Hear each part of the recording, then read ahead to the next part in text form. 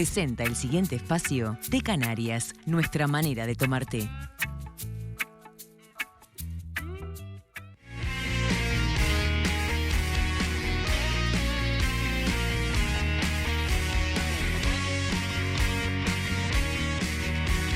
Agradecemos muchísimo al grupo editorial Penguin Random House porque la posibilidad de tenerlo con nosotros en el programa para nosotros era bien importante, era un aporte, era un valor agregado a este lunes y de hecho él vino a la feria y ya su presentación fue el viernes y tuvieron que cambiar de sala porque le quedó chica la sala que le habían agendado a don Javier Cercas Mena. Le puse el don porque ustedes normalmente lo usan así como que para darse cierta altura. Bienvenido. Muchas gracias, encantado de estar aquí.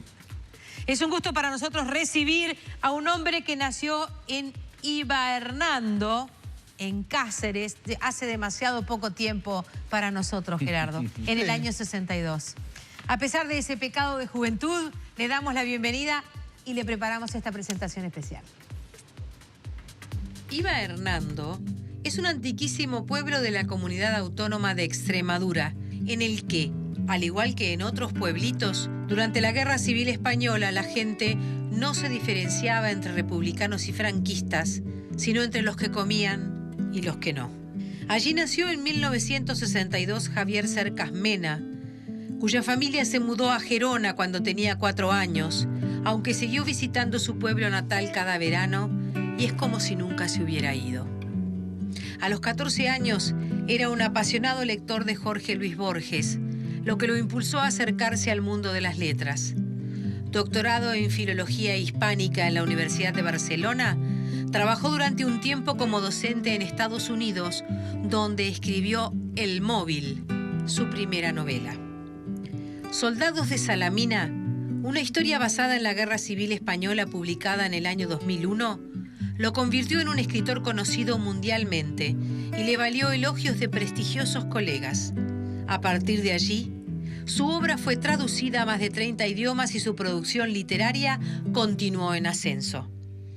Pese a su gran producción literaria, reconocimiento y los múltiples premios recibidos, Javier Cercas tenía una asignatura pendiente, una historia por contar, que siempre había callado e involucraba directamente a su familia.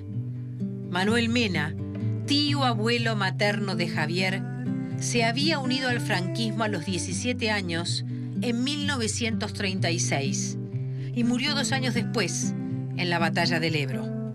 Durante la posguerra, Manuel fue el héroe de la familia, el joven valeroso que había dado la vida por la patria. Durante su juventud, Javier Cercas se sintió avergonzado de que su familia hubiera sido franquista y en su última novela, El monarca de las sombras, busca reconciliarse con el pasado, como considera que deberían hacer todos los españoles. Tras la muerte de Francisco Franco, la sociedad española actuó como si nada hubiera sucedido antes, como si el pasado nunca hubiera existido. Por eso Cercas se propuso escribir El monarca de las sombras, para preguntarse por qué un joven culto y bien intencionado decidió morir defendiendo una causa injusta. Porque la literatura sirve para entender el mal, entre otras cosas.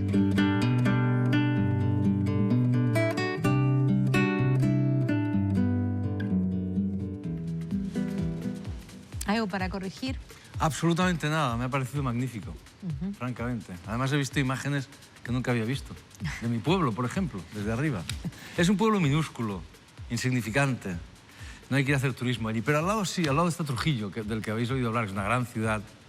Bueno, no es muy grande, pero en fin, fue una gran ciudad y muy bonita, pero mi pueblo no tiene ninguna importancia.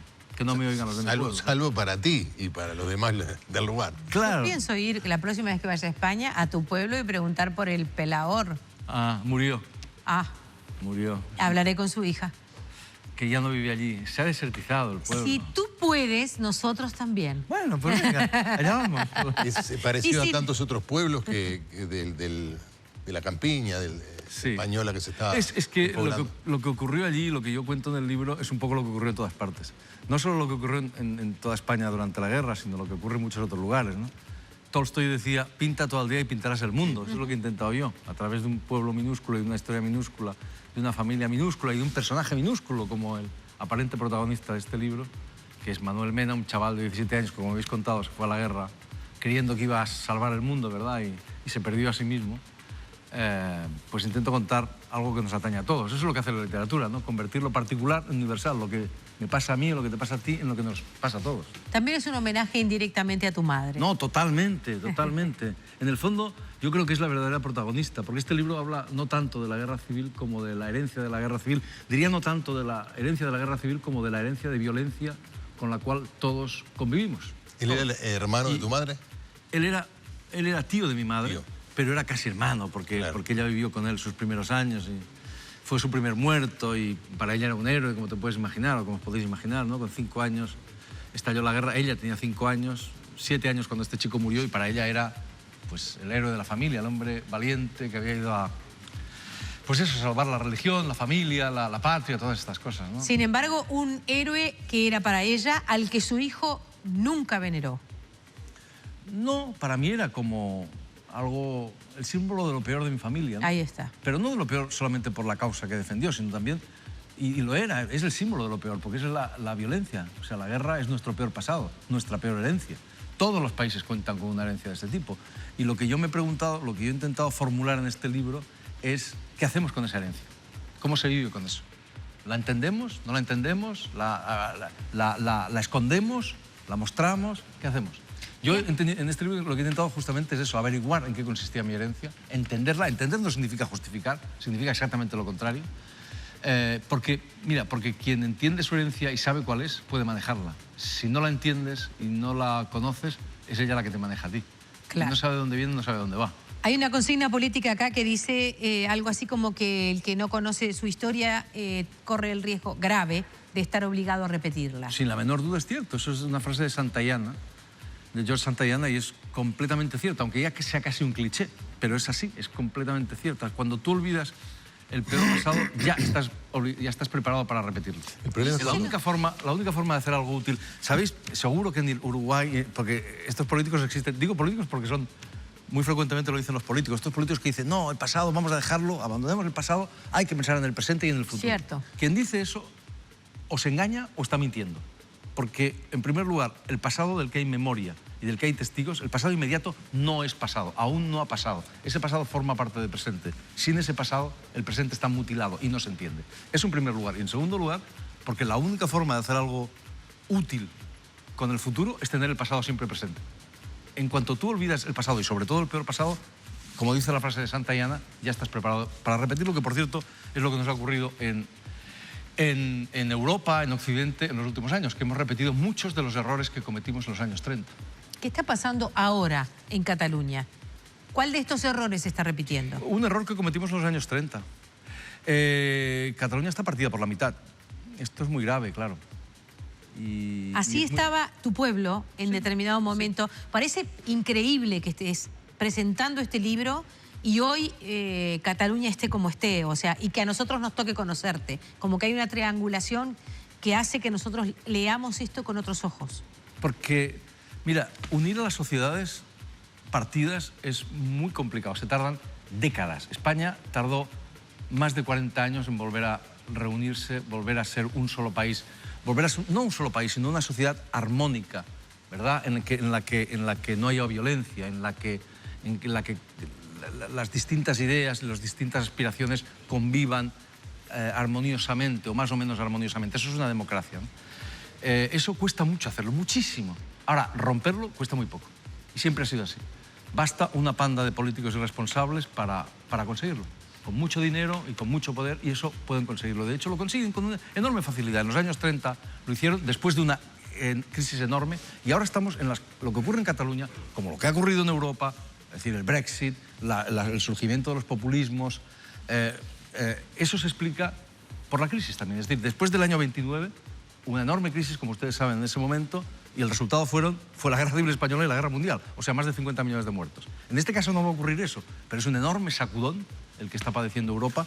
Esto de Cataluña no es más que un epifenómeno de una cosa más general, ¿verdad? O sea, no es más que una manifestación de esa crisis general, ¿no? Una manifestación política de esa crisis general. Tal vez la última, porque estábamos saliendo, eso es lo más o una de las cosas más dramáticas. En España estábamos saliendo de la crisis económica, pero vamos a ver qué pasa con esto.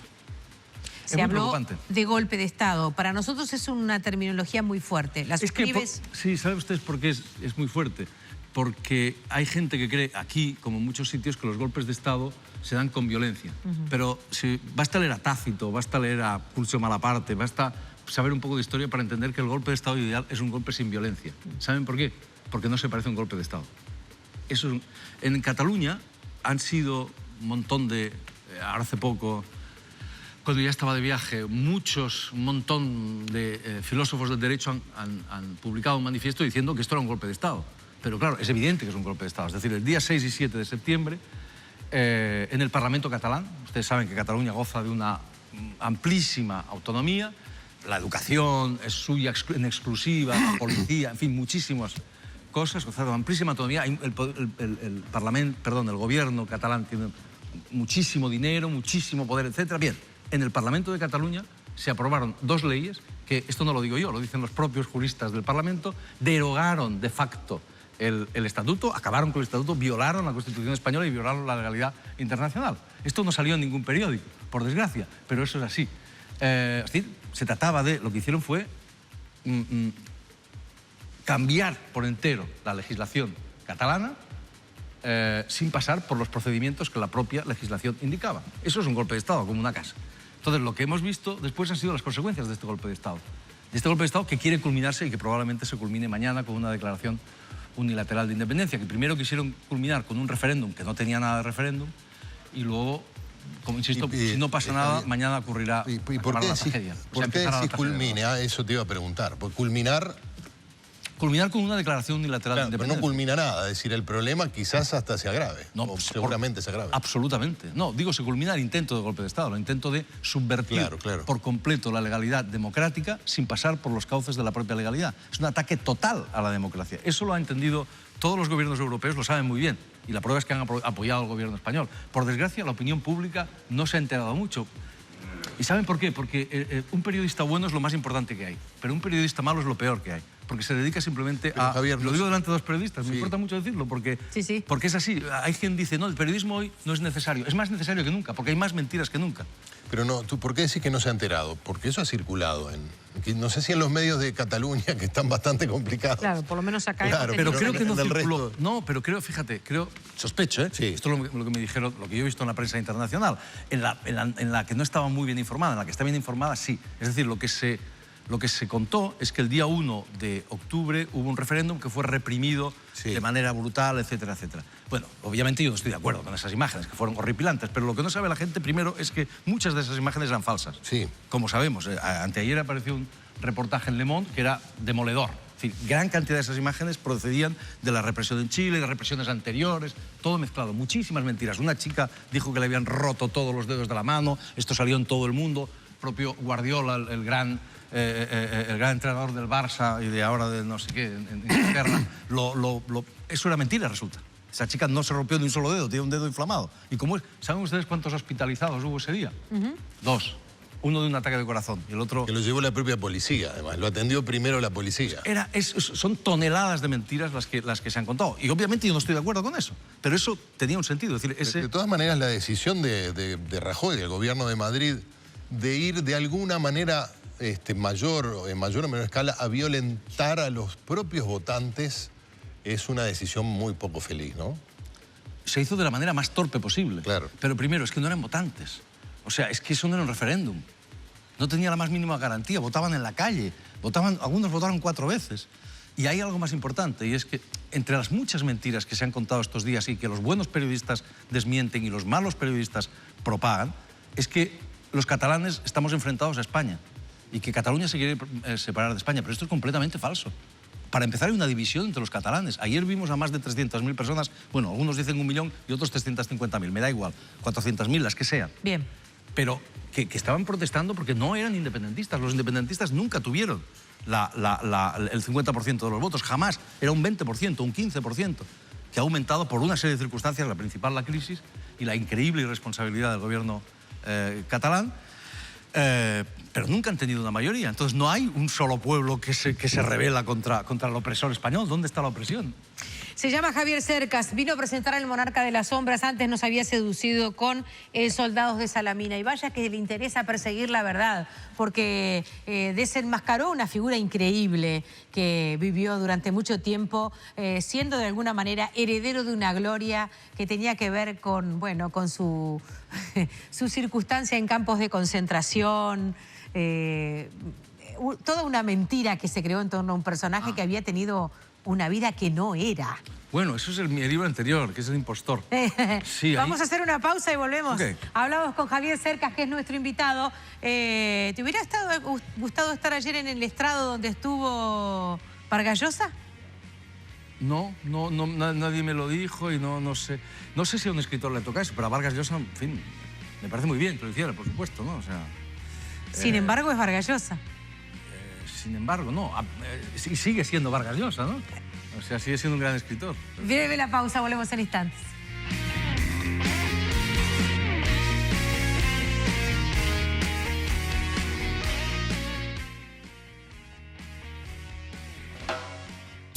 Presentó Té Canarias, nuestra manera de tomar té.